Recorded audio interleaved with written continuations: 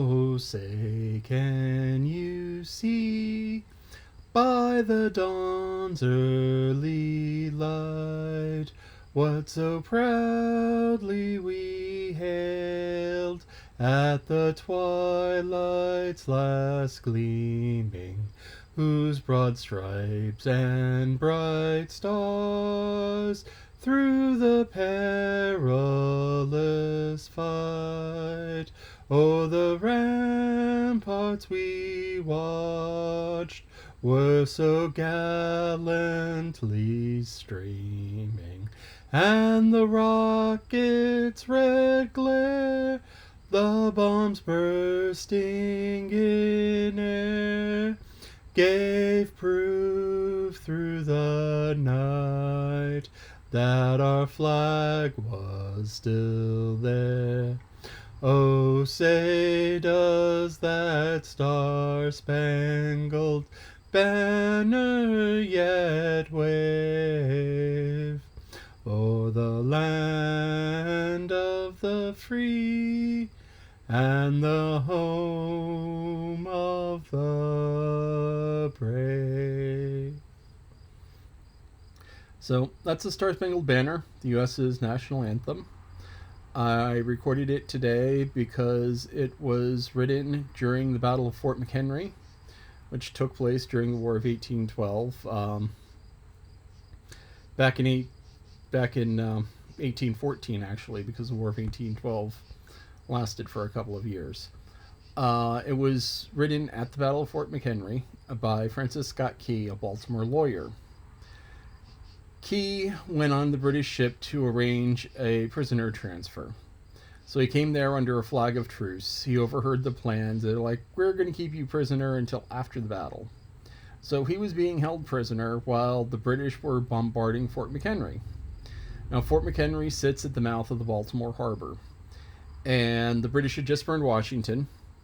And they wanted to burn Baltimore and destroy the shipyards there, because Baltimore was a heart of privateering and piracy, and so, it's like you want to burn the shipyards where the pirates come from.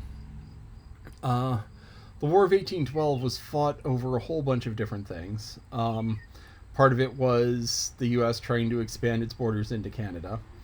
Part of it was the British had a policy where they would impress or essentially kidnap sailors on other ships. So here you had this merchantman going across the Atlantic, and the British would stop the ship, grab a half dozen people, crew members of the ship, and say, congratulations, you are now in the Royal Navy. And this was being done to American sailors, and they weren't happy about that. And the British weren't happy that we bought Louisiana from Napoleon and gave him just like huge stacks of cash. So we gave Napoleon a bunch of money. And the War of 1812 is actually part of the whole Napoleonic Wars, because while we were trying to grab land in Canada and, keep our sailors from being impressed, the British were fighting Napoleon on the continent. And so it was England versus France. Germany was disorganized. Russia was just being rolled over. Russia was doing the Russia thing of, okay, let's see how far back we can fall back, and then wait for the opposing army to starve, and then trounce them. A strategy which works very, very well. But, so Francis Scott Key was, as I said, a lawyer, and he was on a ship, and he wrote a poem. Actually, he wrote lyrics to a song, because there was a piece of music to Anacreon in Heaven, which was this kind of drinking song. And if you see European performances of the Star Spangled Banner during the Olympics, it has this very pa feel to it. And it's just like, oh, say, can you see by the dawn's early light? So it's a very pa feel to it. But he wrote 4 verses. The first one is the one that I sang, and everyone knows and has heard. But there are other verses. There's 3 more verses. And if you go to Baltimore, you can go to the Enoch Pratt Museum and see the original copy of it.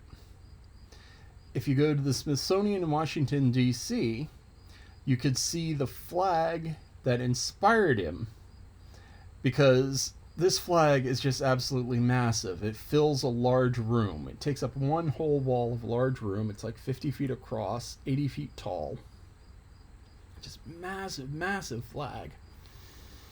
And you can see the flag that inspired him in Washington, and you can see the original copy of the poem that he wrote over 200 years ago in Baltimore.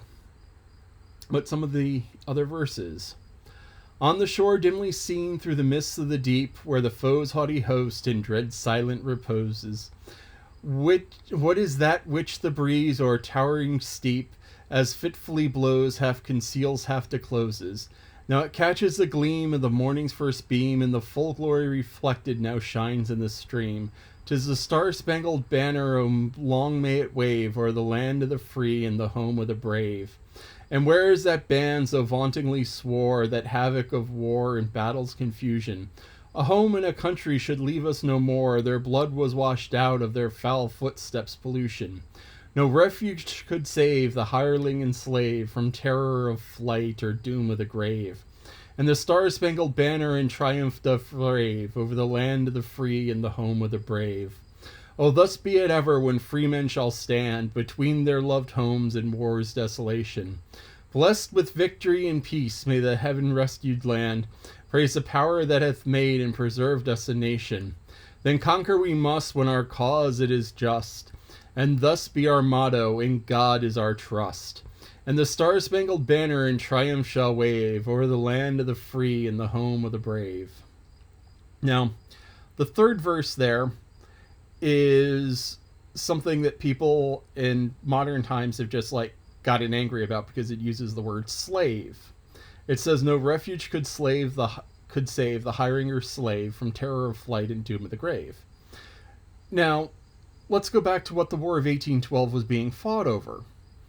One of the things was the impressment of sailors. So, as I said, the British Navy, they would seize merchant vessels, grab part of the crew, force them to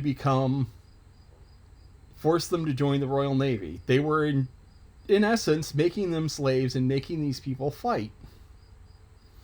Additionally, a large part of the British Army at that point was made up of mercenaries, because you can't just conscript enough people. You didn't get enough volunteers. So what you would do is you would hire out people from other countries. So, for instance, there were German mercenaries, there were Swiss mercenaries, Swiss mercenaries ended up becoming infamous. But anyway, there were mercenaries from all over the place. And so the British would hire those. And George Washington's famous Christmas attack, what was that, 30-something years before, 40-something years before, so about 40 years before this. So there are people who are still around who remember when George Washington crossed the Delaware in the middle of the night and beat up on German mercenaries. Because, it's what you do in war. You fight at night, and you fight when you can, and you take the advantages that you have. But the troops he attacked in Newark across the Delaware River were actually mercenaries. And so a large part of the British Army were mercenaries. And a large part of the Navy were impressed sailors from different nations. So that's what the war was being fought over.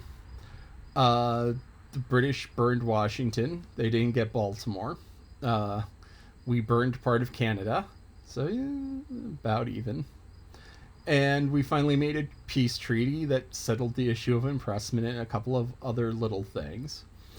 But so that's how people are grabbing the wrong end of the stick about that verse, because it was actually referring to something very real and very present right then. And it's like, look, we are fighting for our homes.